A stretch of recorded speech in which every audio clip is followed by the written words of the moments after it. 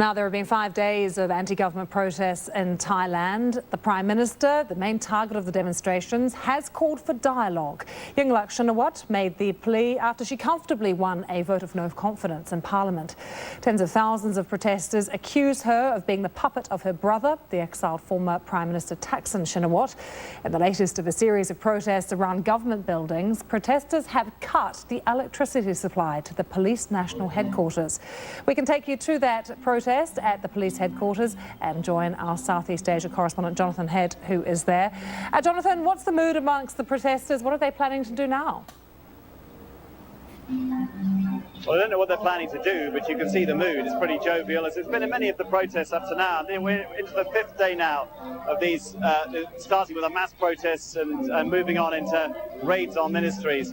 The problem for the protesters is they haven't got anything else really in their armoury. This is what they've been doing for the whole of this week, and so far the government hasn't drawn the bait, it hasn't confronted them. Instead, it's left them to these rather playful and jovial. I mean, if you look behind me, they're singing songs now, and they've been here all day at the National Police headquarters.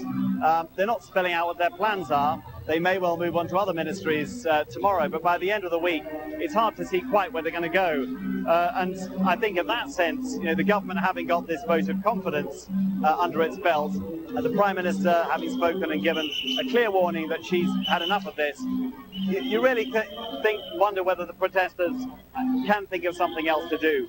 They're still sticking very firmly to their idea that there has to be wholesale change to Thailand's political system, but I haven't heard one of them say how that could possibly happen when you still have a government firmly in command of Parliament. Protests continue for days, even weeks, Jonathan. Is that threat of violence, of the military perhaps getting involved, is that there?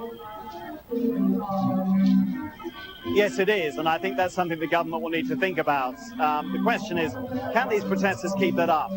Back in 2008, when they did it, they took over the main government offices and lived in them.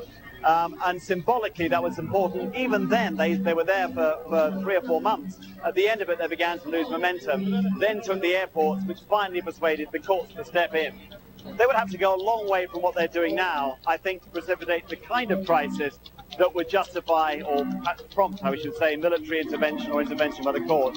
But it is a real worry. When you talk to politicians here, they say the military does get disturbed by these scenes of disorder. If they think there's a risk of this escalating to the point of clashes, there is the possibility of military intervention. Although everybody remembers the last time the military did intervene in Thailand, it did not have a happy outcome, and they've come right back to where they were. They've still got parties dominated by Thaksin Shinawatra winning elections and being in government, even after all the attempts to undo that. So it certainly wouldn't be an answer, but it's a risk that could happen the longer this goes on. Jonathan, thanks for joining us. Jonathan Head there joining us from a protest in Bangkok outside police headquarters.